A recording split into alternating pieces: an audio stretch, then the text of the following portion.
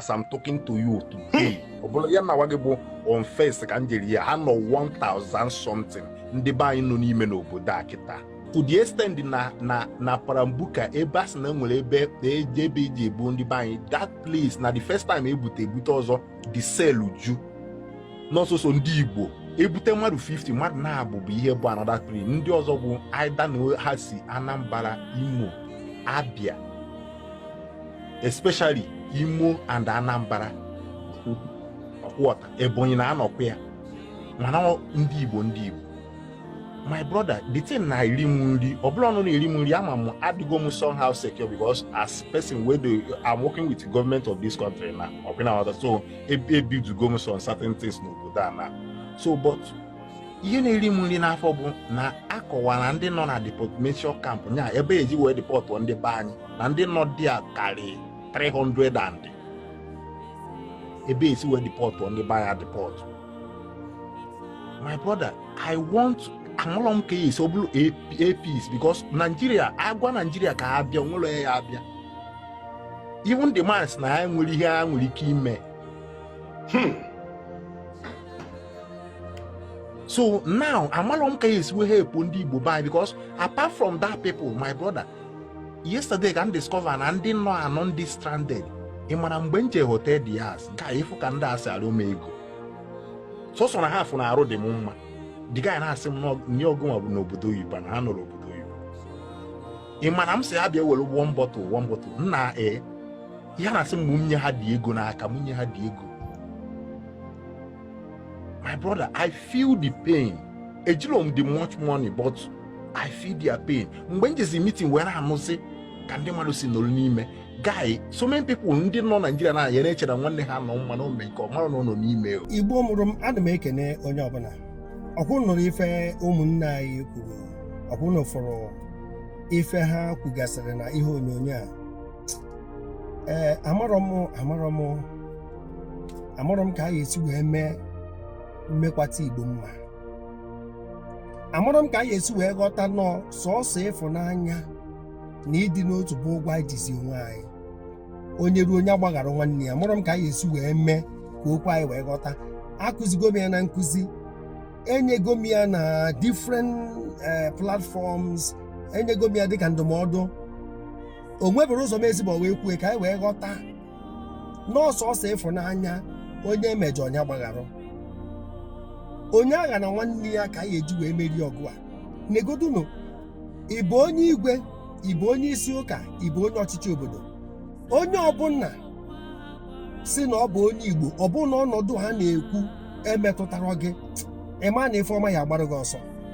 Negodu ka ọnọdụ ụmụnne anyị dị. Look at negodu ebe a gasara ọbara Igbo. Eziokwu na ụfọdụ pụrụ out of stubbornness, yes, mana anyị ama atọkwabazie. Kedu ka esi wee rescue our own? Ebe a ka ajụjụ dị. Anyị ameso na-arapụ ha, ọ bụ onye ka ọ na-afịọ.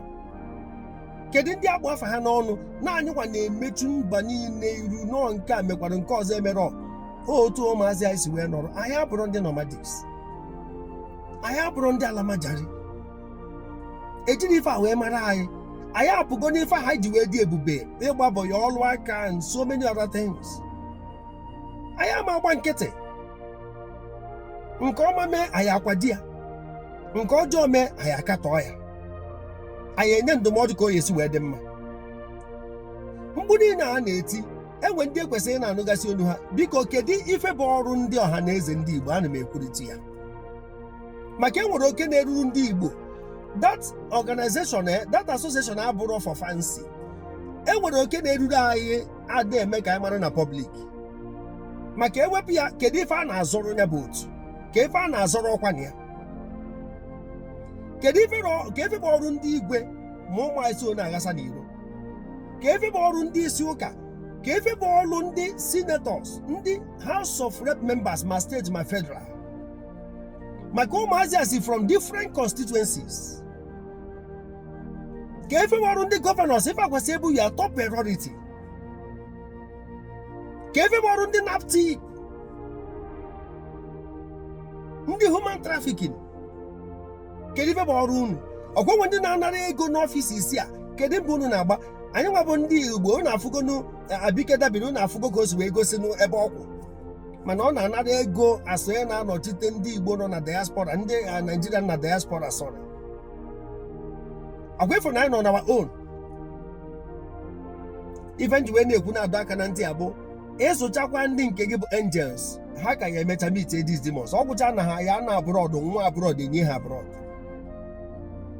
Emewe kipụ kịta agba egbe.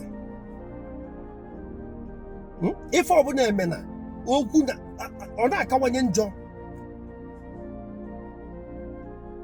Ọ bụrụ na ọnọdụ emetụrụ gị n'obi ma na ịbụrụ onye Igbo, ịbụrụ onye Igbo anabe nna ha wee na-emetụ gị n'obi, ihe ama na agwọ nọ n'akịrịka. Mana ife ọjọọ nwere expiry date, ọ ma dịrị otu agaba. Ọ ife ndị si ka m were ife anyị ndụmọdụ. Anyị na-agbafusi ndị China bịa na-egoro ana na be anyị nwa gbafuo. Anyị nwa ya akwụsị ife a na-emenụ otu ọ na onye dị ndị agbata obi ya ma. Ọ bụrụ na ewepụ compromise na security, ife niile na-aya ebenata. Mana achụọ ndị ọjọọ ebe a, ha gbaba ebe a. Erugwu ebe ahụ ịfụrụ, ha gosikwa ife ha bụ. Ọ bụrụ na ọnọdụ emetụrụ gị, nke a bụkwa ndị dị ndụ ka a na-ekwu o, kee maka ndị nwụrụ anwụ na-esi ebe ha nọ na desert na ebe ha nọ n'ụlọ nga. Anyị ama fold our hands, sọ gị na family ga na-enwe aṅụrị. Obodo dị mma ọ dịrị onye ọbụla, ọ dị njọ o metụkwara onye ọbụla. Chineke mere ụwa na anyị ncha niile ya ebikọrọ. We have to cohabit. Esi na ọsọ ya na-eme ego gị enjoy, ọ gbasaghị ọrụ gị. Anyị ma na enwe ndị dị njọ, enwe ndị nagoro ndụ ha n'iyi, ṅụọ iyi na ndị ọzọ ama na-akpụrụ anaba. Ka anyị gbakede mbọ mee ka ife ọjọọ benata. Ife ọjọọ ama akwụsị kpamkpam n'ụwa. Ụwa abụrụgo ndị njọ na ndị mma na ọka obe n'oke.